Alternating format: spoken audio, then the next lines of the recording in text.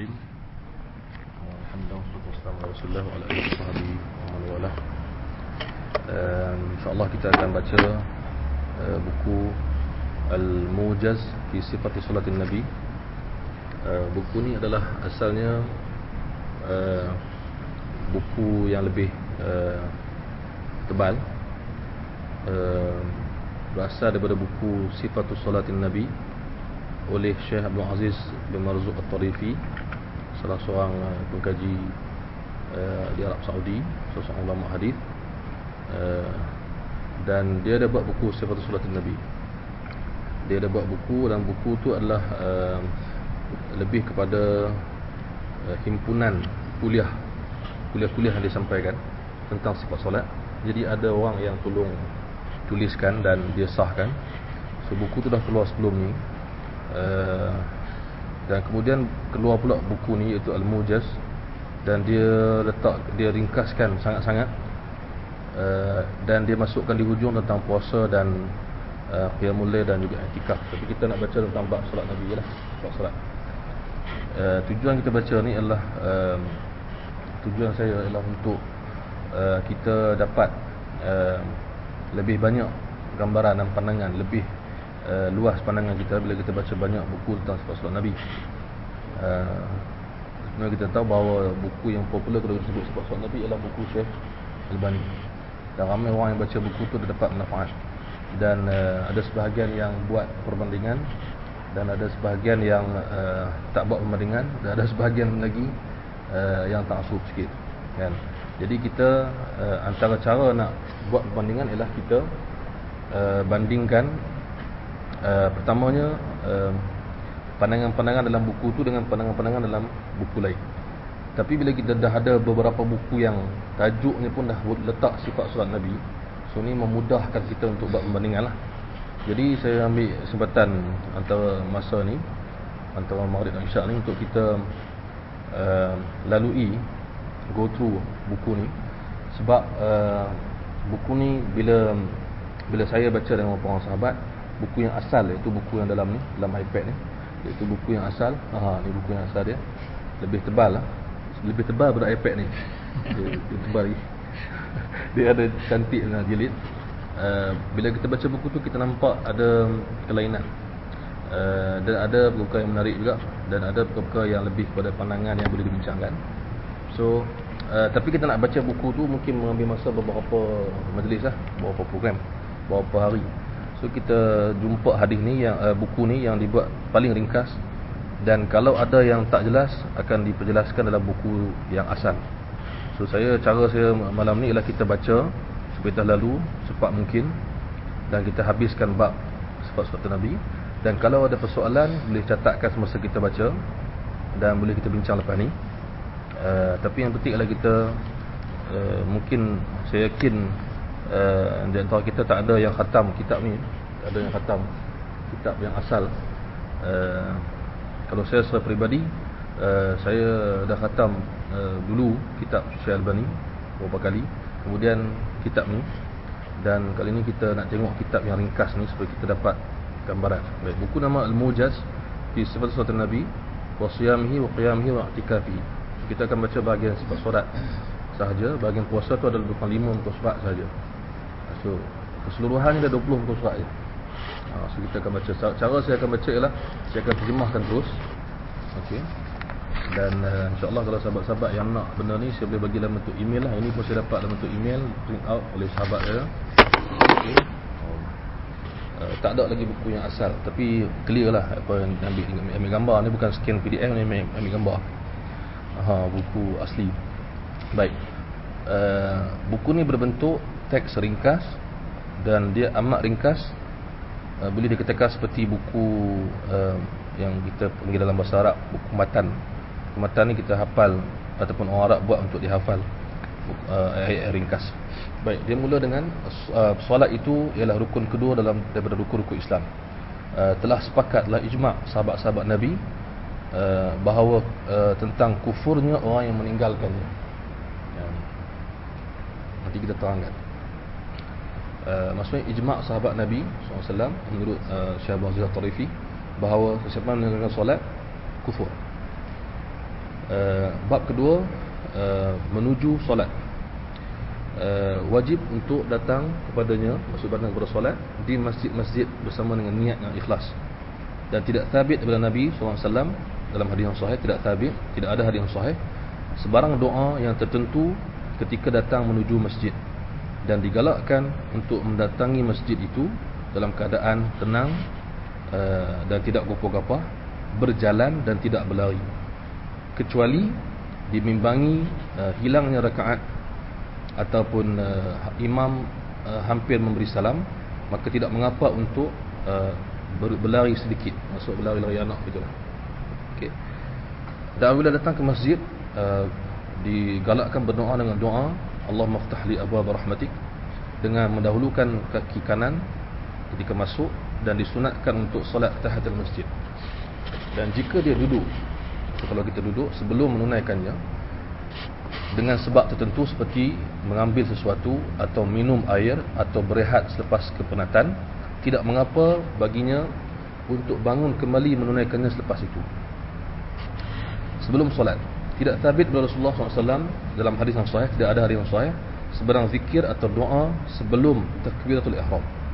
Yang ada hanyalah menyebutkan diri ataupun menumpukan perhatian kepada meluruskan saf, dan juga ada yang bersugi, maksudnya digalakkan bersugi sebelum menunaikan solat, dan menghampiri imam itu mempunyai kelebihan yang sabit dalam hadis yang sahih, maksudnya duduk hampir dengan imam dalam saf paling dekat dengan imam, dan tidak ada beza antara saf kanan atau saf kiri, dan yang paling afdal ialah berada betul-betul di belakang imam, dan menghadirkan niat di dalam hati dan menguatkannya adalah bid'ah. Dia kata lah, bukan saya kata. Okey, ini semua kita bagi tahu untuk kita go through semua pandangan dia. Komentar apa lepas ni, itu maksud dia. Kita nak tahu apa dia kata. Menghadap kiblat, dan menghadap kiblat itu wajib dalam solat fardu dan juga solat sunat, dan dikecualikan kepada perkara itu bagi sesiapa yang tidak mampu untuk menghadapnya, seperti orang yang solat dalam pesawat ataupun kapal di laut, di mana kapal dan pesawat itu mengubah dudukannya bersama dengan dirinya daripada arah kiblat, maka dia adalah solat bermula ke arah kiblat, kemudian bila kapal atau pesawat itu bergerak berubah, tidak mengapa baginya. Dan boleh solat sunat di atas kenderaan, kereta atau sebagainya. Dulu kenderaan ya, unta sebagainya, kan kereta, ketika musafir solat sunat. Dan dia memerlukan isyarat, maksudnya rokok tunduk sikit, sujud tunduk lagi lebih, dan tidak wajib untuk menghadap kiblat. Disunatkan meletakkan sutrah, penghalang di depan imam, sama ada jadi imam ataupun dia seorang individu, disunatkan, dan jarak di antaranya ialah 3 hasta, lebih kurang. Kemudian memulakan solat, bertakbir sambil menyebut Allahu Akbar dengan mengangkat kedua tangannya, direnggangkan jari-jarinya separas bahu atau separas hujung telinga, dan tidak ada hadis yang sahih dalam menghadap kiblat dengan kedua-dua tangan ketika takbir. Maksudnya ada hadis yang sahih yang menyatakan bila nak semayang tu betul-betul kena menghadap kiblat semua tangan, hanya menyebut mengangkat kedua tangan, itu maksud. Berdiri ialah rukun dalam solat fardu, sunat dalam solat yang sunat. Okey, berdiri, dan tidak mengapa untuk menggunakan bantuan tongkat atau bersandar kepada dinding bagi yang memerlukan, sama ada sakit atau kerana terlalu tua, dan tidak ada hadis yang sahih tentang di mana pandangan mata harus diarahkan ketika solat. Tidak ada hadis yang sahih tentang pandangan mata ketika solat. Dan berdiri dalam keadaan yang lurus, tidak terlalu merapatkan kedua tapak kaki, dan tidak juga melekatkannya menyalahi sunnah. Dan kalau sembahyang itu terlalu lama, dia boleh merehatkan salah satu tapak kaki, maksudnya tidak mengapa merehatkan, condong belah ni ke ataupun condong belah sini ke, merehatkan. Baik, permulaan solat dengan istiftah ataupun iftitah. Dibuka solat itu dengan doa iftitah, dan dia adalah sunat, sunat. Disunatkan untuk mempelbagaikan doa-doa yang warid yang ada daripada Nabi SAW. Ada banyak doa iftitah kita tahu. Kemudian beristi'adzah, berlindung dengan Allah dari syaitan yang direjam. Kemudian menyebut bismillahirrahmanirrahim dan tidak menguatkannya. Bismillah baca perlahan maksudnya. Dan memegang tangannya, kedua tangannya sedekat maksudnya, letakkan tangan kanan ke atas tangan kiri, dan dia boleh meletakkannya di mana yang dia ingini, sama ada atas dadanya atau di atas pusatnya atau di atas perutnya. Kemudian dia terus membaca Al-Fatihah dan membaca dengan elok, dengan tertil, dan menguatkan bacaan pada solat subuh dan 2 rakaat awal solat maghrib dan isyak. Dan di akhir bacaan Fatihah, imam dan makmum sama-sama menyebutkan amin, dan makmum tidak membaca Fatihah pada solat yang dikuatkan kecuali pada rakaat yang imam tidak membaca dengan kuat. Ini adalah berdasarkan pandangan yang paling sahih, pandangan dia lah. Maksudnya bagi dia pegang pandangan makmum, kalau duduk di dalam rakaat yang imam baca kuat, dia tak payah baca Fatihah. Dia hanya baca Fatihah pada rakaat yang imam baca perlahan. Itu maksudnya. Dipilih pandangan tu. Kemudian membaca selepas Fatihah apa yang mampu dibaca daripada Al-Quran, dan membaca pada solat subuh surah-surah yang digelar tiwal mufassal. Surah-surah mufassal ni ialah surah yang bermula dari surah Qaf sampai ke hujung Quran. Dia ada tiwal mufassal, maksudnya surah-surah yang panjang daripada kalangan mufassal, iaitu Qaf sampai, ada yang kata sampai amma yatasaalun. Ini pandangan ulama ada. Apa? Oh, tak apa. Kemudian dalam solat maghrib membaca qisar ataupun awsat al-mufassal, maksudnya daripada surah Qaf sampai surah An-Nas tu, ada ulama daripada Quran ni, ada ulama kata bahawa dia terbahagi kepada 3. Pembahagian ni dah ada zaman Nabi, tapi ulama khilaf. Itu ulama pandangan yang berhujah, yang berdalil, menunjukkan macam Syekh Tarifi kata surah Qaf sampai surah An-Nas ni mufassal. Jadi surah Qaf sampai surah Amma Yatasaalun ni dipanggil mufassal yang panjang. Okey. Di tengah ni ialah contohnya surah Amma Yatasaalun sampai Wadduha, itu surah yang pertengahan panjang di kalangan mufassal, dan di hujungnya yang pendek-pendek. Jadi digalakkan baca dalam solat maghrib yang pendek atau yang pertengahan, daripada Qaf sampai tu, dan juga membaca dalam solat-solat yang lain surah-surah yang pertengahan. Dan kalau dibaca dalam solat subuh dan maghrib dengan surah yang panjang, maka ia juga adalah sunnah. Tidak digalakkan memanjangkan solat isyak, dan disyariatkan dalam ketika bermusafir supaya memendekkan bacaan. Dan sebahagian daripada sunnah ialah membaca satu surah dalam satu rakaat, dan tidak membahagikannya dalam 2 rakaat. Tetapi tidak mengapa, kata Syekh Al-Khurafi, kalau terkadang sesekali tidak buat begitu. Okey, itu maksudnya. Dan khusyuk, yang maksud bab khusyuk. Khusyuk ialah roh kepada solat dan jiwanya, hatinya. Siapa yang tidak menjadi ahli solat yang khusyuk, sukar atau berat sembahyang itu baginya. Dan dia, khusyuk itu adalah sifat orang beriman yang berjaya. Rukuk. Kemudian takbir untuk rukuk. Ini pergerakan solat lah seterusnya. Dengan berkata Allahu Akbar, mengangkat kedua tangannya sebagaimana takbiratul ihram di awal solat. Dan takbir intiqal, maksud di antara rukun, perubahan rukun, adalah sunat mengikut pandangan yang sahih. Dan mengangkat kedua tangan dalam solat terdapat ataupun berlaku pada 4 tempat. Pertama, takbiratul ihram di awal. Yang kedua, rukuk, ketika rukuk. Yang ketiga, ketika bangun dari rukuk, dan ketika bangun daripada rakaat kedua menuju rakaat ketiga. Ini semua kita dah tahu. Kemudian turun untuk rukuk. Mengikut sunnah, makmum mesti turun selepas imam rukuk, bergerak selepas imam, dan cuba meratakan belakangnya, dan tidak mendongakkan kepala, dan tidak juga terlalu menundukkan kepala di pertengahan, dan meletakkan dengan tetap kedua tangannya ke atas lututnya, dan merenggangkan jari-jari tangannya. Dan sunnah, sebagai bersunnah ialah memanjangkan rukuk, dan tidak dibenarkan untuk membaca Al-Quran ketika rukuk, bahkan bertasbih sebagaimana yang warid dalam hadis, antaranya dengan berkata Subhana Rabbiyal Azim 3 kali. Disebut contoh satulah, ada banyak lagi riwayat dalam buku asal. Dan jika dia bertasbih 10 kali pun, itu perkara yang baik, maksud dibolehkan. Dan di antara yang sahih daripada zikir rukuk seperti yang lain, subhanakallahumma rabbana wa bihamdik, disebut juga Allahumma ighfirli subhan qudusur rabbul malaikati war ruh subhanadzil jabaruti wal malakuti wal kibriya'i wal 'azamah. Ini antara contoh. Dan dia boleh berdoa ketika rukuk. Dia boleh berdoa ketika rukuk. Rukuk atau tempat doa. Kemudian dia mengangkat kepala dari rukuk dengan berkata sami Allahu liman hamidah, sama ada dia imam ataupun dia sembahyang seorang diri. Dan makmum pula, bila dia jadi makmum, dia berkata Rabbana walakal hamd. Dalam buku asal dia ada bagi beberapa lafaz. Ketika sujud, kemudian tunduk ataupun turun untuk sujud, dan dia boleh mendahulukan kedua tangannya atau mendahulukan kedua lututnya berdasarkan keadaan dan kesesuaian dirinya. Okay? Dan dia wajib untuk sujud di atas 7 anggota, iaitu dahi, hidung, kedua tapak tangan, kedua lutut dan hujung jari kaki.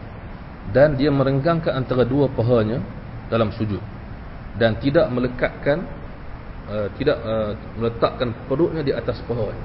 Maksudnya dia merenggangkan.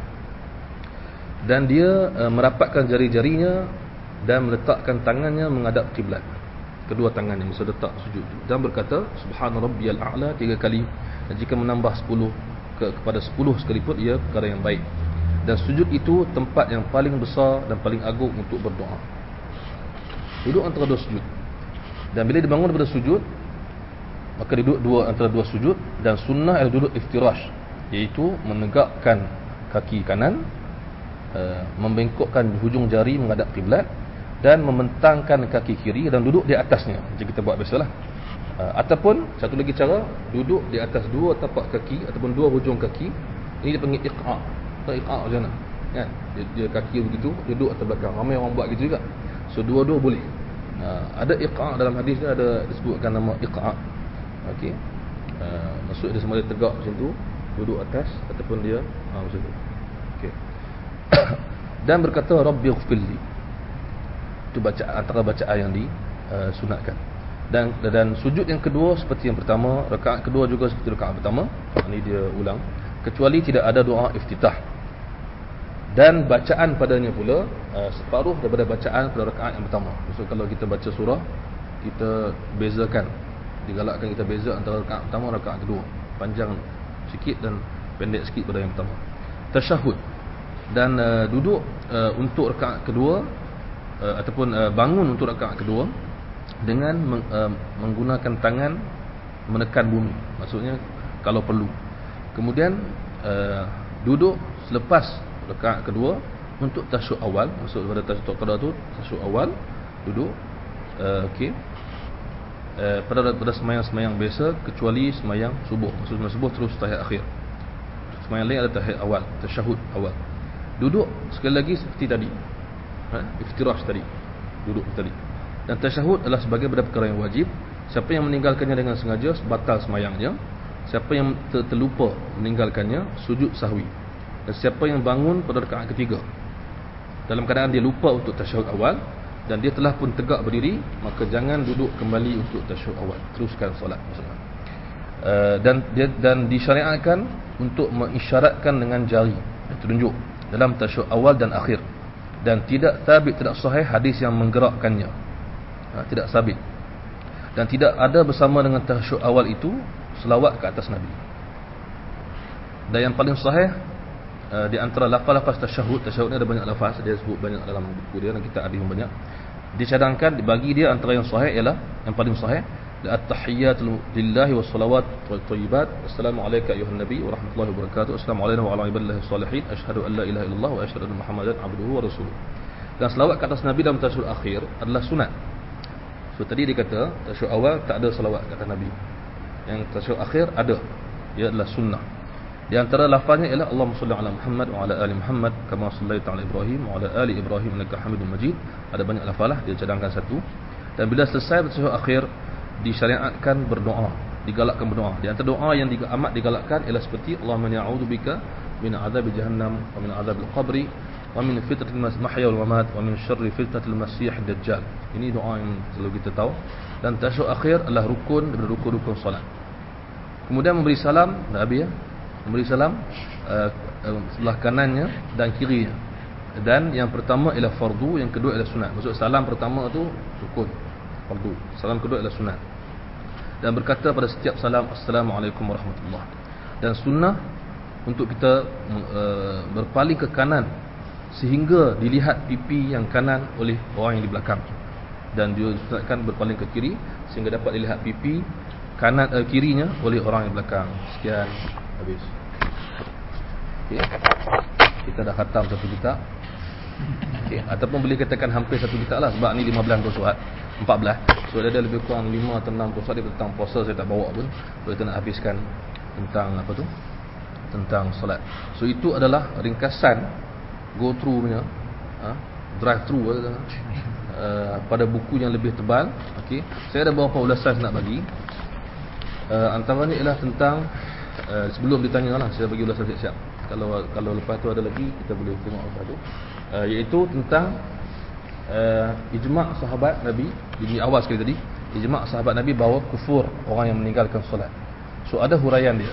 Di antara huraian yang saya temui ialah ulasan-ulasan ni ialah saya ulas lah. Yang ni bukan dalam buku ni. Saya cuba ulas berdasarkan apa yang saya tahu. Kalau salah, minta maaf. Tadi kita dah habis baca semua pandangan Syekh Tarifi. Dan saya rasa daripada sepintas lalu tu kita dapat bandingkan sikit-sikit dah ada beza kan. Beberapa tempat ada beza dengan syuruk solat yang lain ditulis oleh ulama-ulama lain. Pertama ialah ulasan saya yang pertama ialah tentang ijma' sahabat Nabi kufur orang yang meninggalkan solat. So masalah ni masalah yang popular lah. Imam Asy-Syafi'i memperjelaskan bahawa orang yang tinggalkan solat dalam keadaan malas tidak kufur, tapi meninggalkan solat dalam keadaan menolak kewajipan, ini membawa kepada kekufuran. Dan ada di kalangan ulama yang menguraikan kufur ni maksudnya kalau dia tak semayang langsung dan dia tak nak semayang langsung dalam hidup dia, maka dia kena mengucap balik, itu maksud dia. Bukan maksud siapa semayang kadang-kadang tinggal sebab malas, sebab apa, dia kufur terus. Itu wallahu alam. Tapi yang kita nampak huraian maksud sahabat Nabi ni ataupun maksud ijma' sahabat Nabi ni ialah dia langsung tak semayang dalam hidup dia. So dia boleh dikatakan bukan hidup sebagai seorang Muslim lah, kan? Orang Islam ni dia malas semayang. Kalau tak semayang langsung ni susah nak cakap. Itu maksud dia. Itu ulasan yang pertama. Sebab tu kita akan jumpa ada orang kata khilaf semua berdasarkan detail dia. Pada asasnya siapa yang hadis Nabi nampak macam ke arah kekufuran terus, kan? So huraian para sahabat ialah mereka ijma' siapa yang tinggal terus maka dia membawa kepada kekufuran. Kemudian ulasan yang seterusnya adalah tentang dalam keseluruhannya dalam buku ni dan dalam buku Syekh yang lebih tebal, dia ada menyebutkan tidak sahih, tidak sabit, tidak sahih. Ini berdasarkan yang Syekh Tarifi menguraikan berdasarkan apa yang dia dapat simpulkan daripada pandangan ulama terdahulu. Sebab tu kita akan jumpa ulama terkemudian yang tak sama dengan dia. Contoh dalam bab doa menuju masjid, ada ulama kata ada hadis yang sahih menuju ke masjid baca sekian-sekian. Tapi menurut Syekh Tarifi dalam buku dia lebih panjang, dia huraikan kedaifah hadis itu berdasarkan pandangan imam-imam terdahulu. Itu maksud dia, perbezaan pandangan. Kemudian disebutkan juga di sini beberapa huraian tentang benda yang kita nampak macam umum, seperti tahiyatul masjid, boleh duduk sekejap kemudian bangun balik.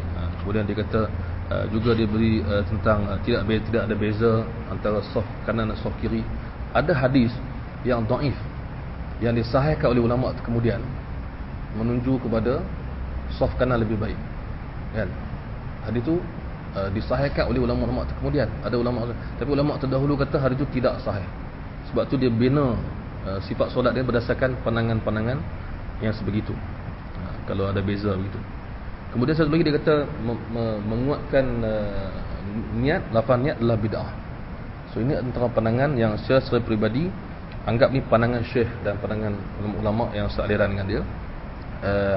Tetapi ada di kalangan ulama-ulama yang terkemudian yang kata kalau ia membantu untuk menghadirkan niat, ia tidak bid'ah. Dan saya peribadi daripada pandangan-pandangan ulama tu, kita nampak macam ada ruang untuk kita bagi kepada orang yang memang susah nak niat tanpa dia melafazkan, ya. Kemudian satu lagi tentang lafaz niat ni, Syekh Tarifi dalam buku dia yang lebih panjang, buku asal, dia sebut ada riwayat menunjukkan Imam Syafi'i lafaz niat. Ada riwayat. Kalau cuba tengok iPad boleh. Kau surat mana saya pun tak tahu. Tapi sudah. Ya. Saya reti Galaxy tak reti iPad. Hilang tu. Ni surat. Tapi mana? Okey. Dia ada sebut tentang apa saya kata tadi? Niat. Okey, lafaz niat ni. Kita tengok. Dia ada sebut tentang satu riwayat yang menyebutkan bahawa Imam Syafi'i ada melafazkan, nampak macam melafazkan niat. Okey, ini dia. Okey. Doa untuk masjid, tahatul masjid. Okey. Baik. Tak ada. Okey.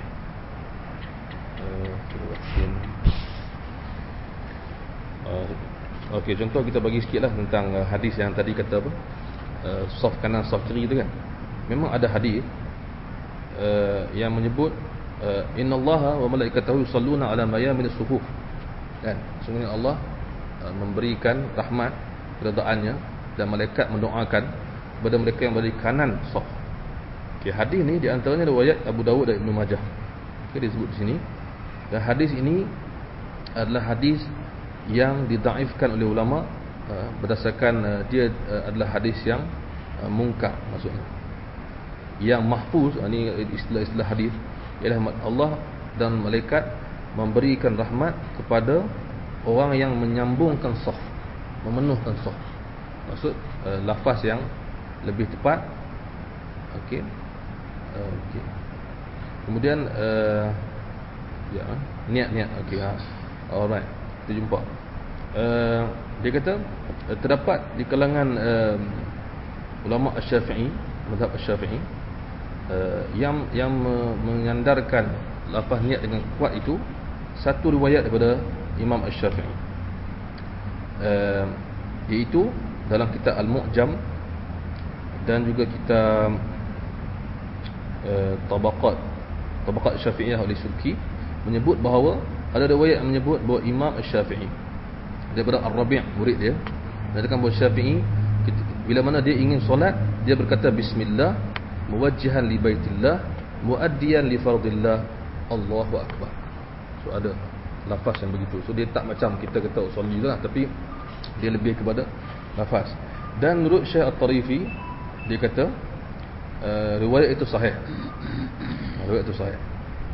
Cuma dia kata bahawa dia lebih menumpukan kepada tidak adanya hadis yang melafazkan. Itu maksud dia. Jadi dia pegang pada pandangan bid'ah. Tapi pada saya kita kena lihat banyak sudut.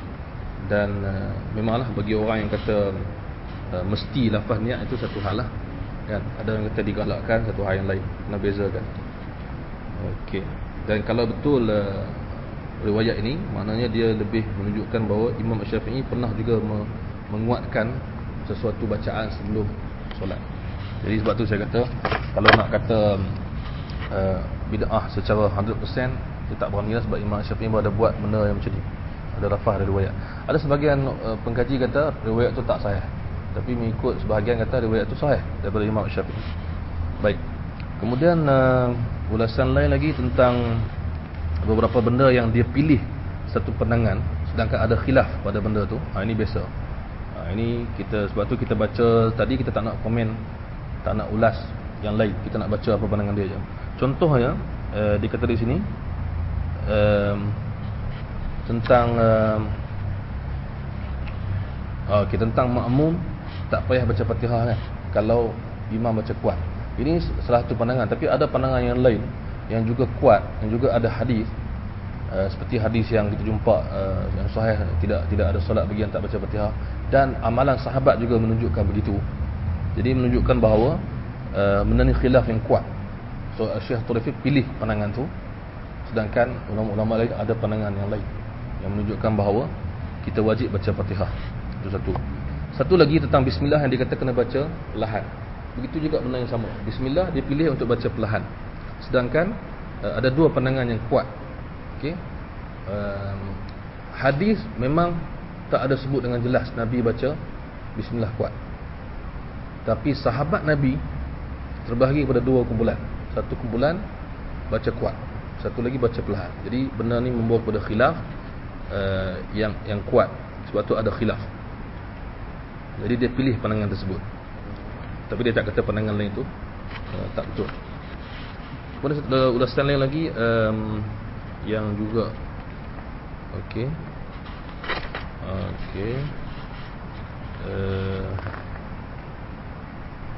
Okey, tentang tasyahud tadi. Tentang tasyahud. Okey, tentang tasyahud. Dia membawa pandangan yang seingat saya diambil pada mazhab Hanbali, Imam Ahmad, iaitu yang mengatakan bahawa siapa yang tinggal tasyahud awal dengan sengaja ni batal sembahyang dia. Tapi pandangan mazhab lain, termasuk Imam Syafi'i, kata tak batal. Sujud sahwi, kena sujud sahwi, tapi tak membatalkan solat. Dia adalah sunnah. So ini khilaf, ini satu benda khilaf yang nampak Syekh Tarfi mengambil pandangan Syekh ataupun Imam Ahmad bin Hanbal. Juga dia mengambil pandangan yang mengatakan tidak ada selawat dalam tasyahud awal, sedangkan Imam Syafi'i dan ulama lain mengatakan ada selawat dalam tasyahud awal dan akhir. So itu beza pandangan. Baik. Okey. Saya itu je lah yang saya nak ulas. Kalau ada soalan, kita dah khatam ni. Khatam satu kitab. Kita maksudnya kalau terlupa dengar balik rakaman, maksud kita dah go through daripada awal sampai hujung masalah-masalah yang penting. Yang nak lebih jelas lagi, tengok dalam buku asal. Saya belum terjemah lagi masalah kan. Tapi bolehlah minta ustaz-ustaz kita untuk tengok dalam buku asal tu apa dia kata, apa huraian dia. Dia ada banyak sebut, macam contoh dalam bab dia kata tak kisah turun sujud tangan dulu atau lutut dulu, dia dah bagi hadis. Tapi kalau sebelum saya tengok, kita bagi sebagai contoh macam mana dia bincang. Hilang. Dia bagi contoh sikit. Okey, dia bagi contoh bagaimana dia bincang bab ni. Dalam ni dia ringkas sangat, tapi dia nak bagi idea bahawa dia memilih pandangan nak sujud tu tak kisah, mengikut keadaan. Okey, ikut keadaan. Tak apa, saya tolak-tolak laju-laju ni. Tak usah. Mahal ni. Efek tu. Okey. Dia memang hurai panjang. Kalau kita tengok ni memang letih kita nak baca kitab ni, tapi memang seronok kalau kita dapat baca sampai habis. Macam mana dia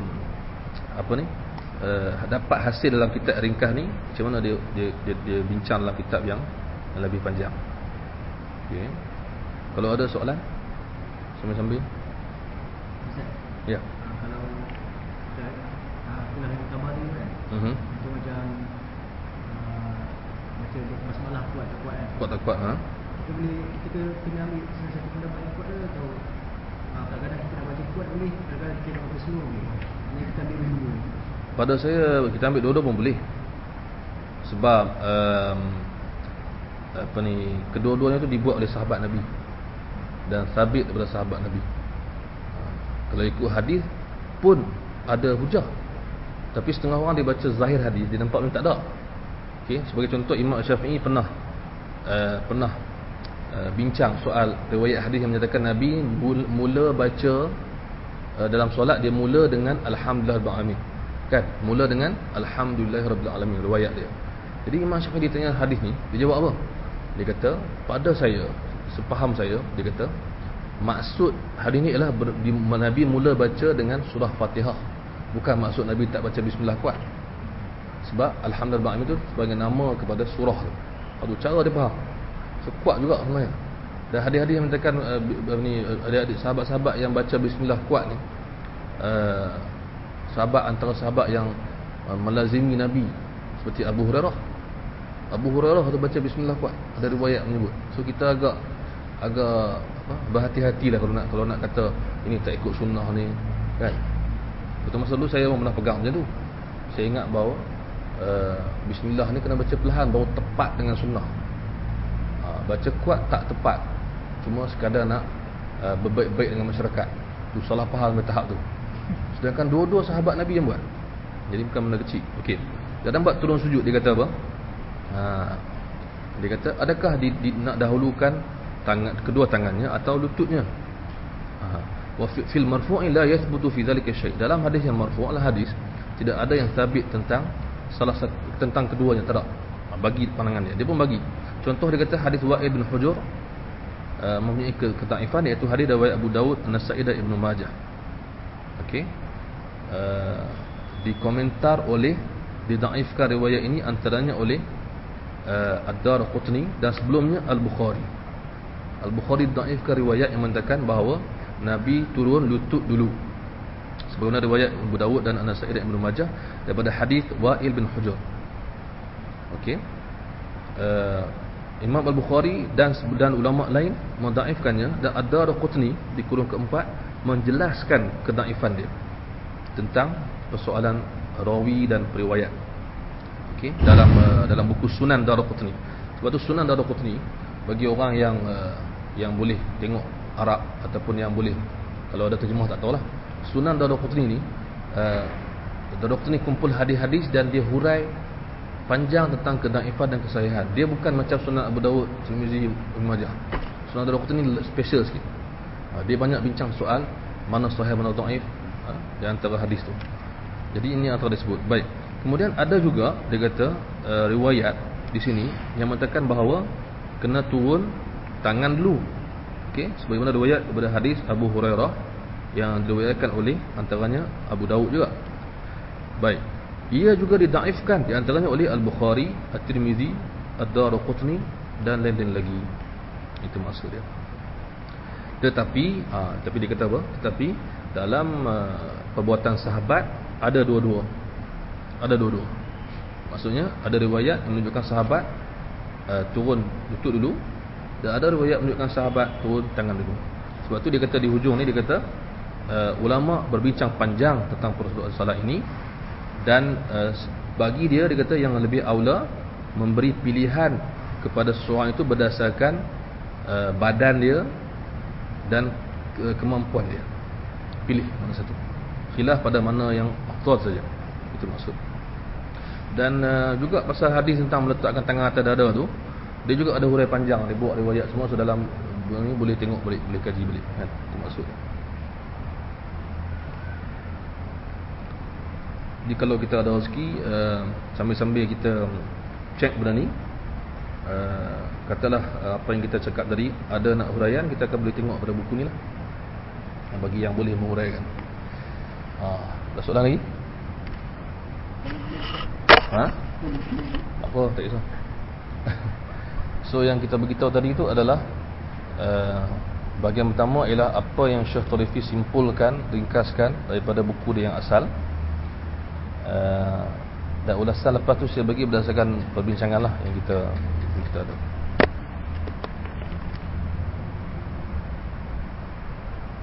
So nampak ada beza. Contoh lagi macam sutrah.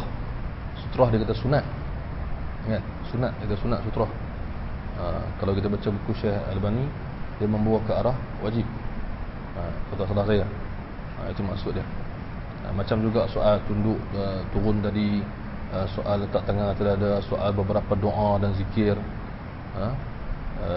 kemudian soal mungkin soal iftitah, doa, hukum dia sunat dan sebagainya, itulah. So dia ada beza. Jadi kalau nak nampak lagi beza, boleh baca ringkasan solat Nabi Syekh Albani yang lebih ringkas macam ni juga. Kan ada yang dicetak, ada dah terjemah English, memang amat ringkas, dia bagi poin-poin dia. Itu kalau kita nak buat perbandingan, kita ambil yang ringkas sekali tu dan ringkas sekali yang ni, kita bandingkan, tengok apa beza dia. Kalau ada yang rajin buat, lagi seronok, nampak dekat mana beza, dan kita boleh bincang panjang. Adakah benda tu khilaf yang sabar, adakah ada dalil. So kita macam open sikit kita punya pemikiran kita. Kalau siapa yang ada yang ringkas, sebab solat Nabi Syekh Albani dia ada 3 besi, satu yang paling tebal, yang biasa, dan yang paling ringkas. Yang paling tebal saya tak ada terjemah tu. Yang sederhana tu ada. Yang paling ringkas tu boleh kita bandingkan yang ni. Kan? Kalau kita tak pasti daripada rakaman ni, boleh lepas ni tanya saya, kita bincang. Ustaz, tolong bincangkan lepas ni, kita jumpa nanti poin-poin begini. bagaimana ini saya dapat daripada buku Syekh Albani, ini dapat buku lain, dapat buku Syekh Jibril contohnya, Syekh bin Baz. Ini macam mana apa ni dalam buku Syekh Tarifi. So kita nampak kat sana kat mana beza dia. Dalam ni contohnya tak ada disebut tentang letak tangan lepas angkat rokok kan. Kan? Lepas sallallahu alaihi wasallam letak tangan balik. Ini ada dalam pandangan Syekh bin Baz kan. Itu tak ada sebut sini. Maksud dia tak pegang tu, tapi dalam buku ni yang lebih panjang ni dia kata apa? Benda tu macam tak selesai dalam buku ni, dan juga ulama lain ada huraikan. Walaupun dia tak setuju tapi dia tak kata bid'ah. Syekh Albani dia kata bid'ah. Dia tolak terus. So ada kadar-kadar yang kita nampak perbincangan yang lebih halus. Ada soalan lagi?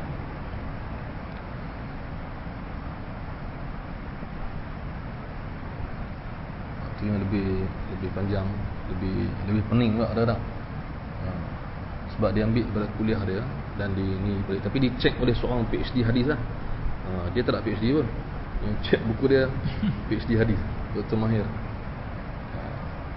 Jadi so kalau dah habis, jadi disebabkan kita khatam buku ni dan insya-Allah. Jadi saya nak bagi hadiah sikit lah.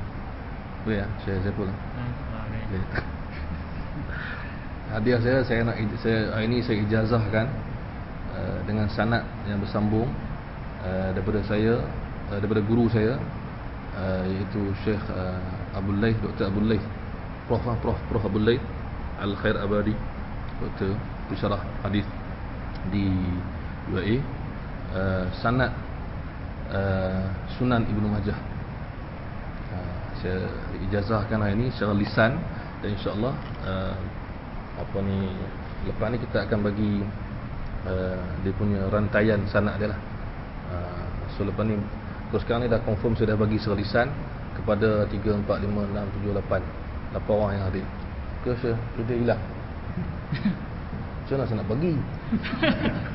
Jadi lepas ni dia kena minta ke dekat antara semua, tolong ijazahkan saya. Itu maksud dia pada zakat ada wasitah dia panggil, ada penghubung. Okey. Itu sanad yang saya dapat secara berdepan lah dengan Syekh Dr. Abdul Laith, sebagai untuk motivasi, keberkatan, dan sambungan, meneruskan kesambungan daripada kita sampai kepada Rasulullah. Ada setengah orang kata tak penting benda ni. Bagi saya dia penting untuk keberkatan, pengesahan, kesinambungan, dan semangat ya. Tapi kalau ada orang tu tak nak, baik-baik dia lah. Dia tak nak, itu hak dia. Kalau dia orang kata apa, alim dalam hadis, dia pun ada ilmu, tak ada masalah kan. Yang ada sanad banyak pun tak ada ilmu pun susah juga. Jadi kita ambil pertengahan, kita nak dua-dua kan. Sebab apa? Sebagai contoh kita kata, orang tanya kita contohnya, ada orang yang tahu hadis lah, orang yang tahu hadis dia tanya kita. Orang yang tak tahu dia tak peduli. Orang yang tahu dia kata, contoh dia kata, sembang-sembang kata, saya ada belajar Sunan Ibnu Majah dengan Ustaz Adlan. Dia kan tanya, ada sanad? Ada tak sanad daripada guru mana? Ada, dia berikan sanad daripada guru dia ni. Dia kata itu cara yang betul. Bukan maksud ilmu kita ada lebih, ada special tak, tapi melalui jalan yang betul maksudnya. Cara yang lebih baik kita maksudnya kan. Contoh saya mengajar hadis 40, saya minta daripada Fatahi Al-Fiqrah, saya minta daripada dia sanad sampai kepada Imam Nawawi, kitab hadis tu, kitab tu kan. Kalau orang kata apalah sangat kitab hadis 40 kan, kita baca, kita syarah, kita hurai, kita faham dah. Tak, kita nak lengkap semua syarat dia.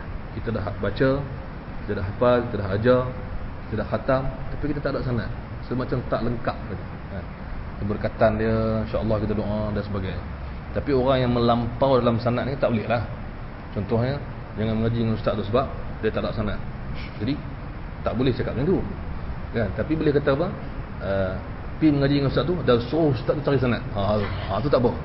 Maksudnya mengaji untuk dapat ilmu, dan cadang pada ustaz tu untuk melengkapkan.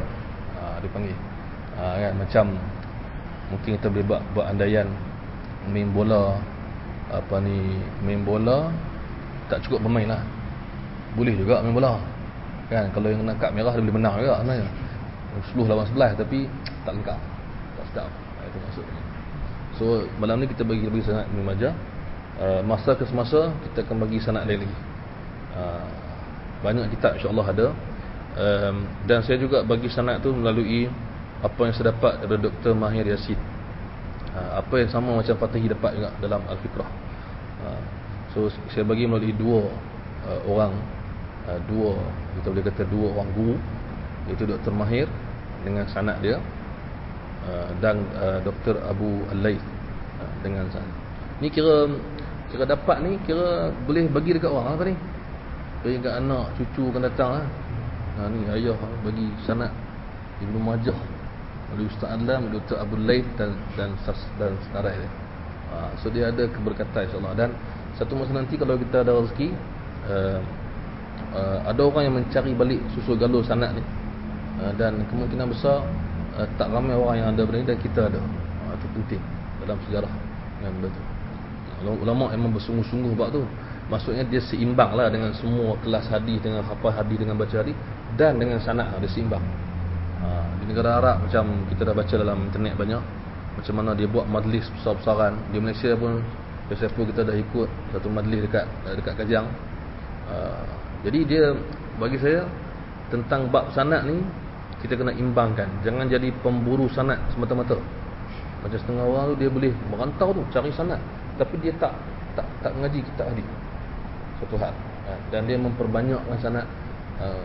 Ada orang dia framekan sanad dia dan gantung dan tunjuk semua, tak salah, tapi imbang dengan mencari maksud dan belajar hadis dan menghafal dan baca banyak. Itu maksud dia.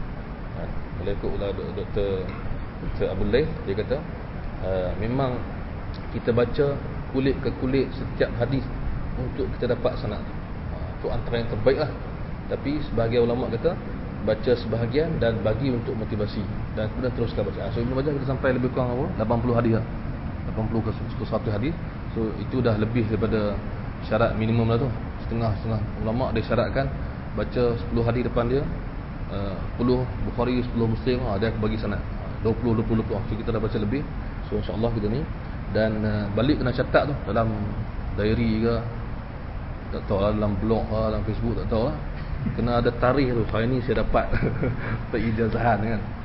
Dan apa, kalau ikut Dr. Syarah ni, dia kata dengan doa, dia bagi tu dengan doa, semoga teruskan lagi pengajian dalam hadis. Itu maksud dia. Okey, dia hilang terus ni. Siapa kata nak? Dia sampaikan kepada dia.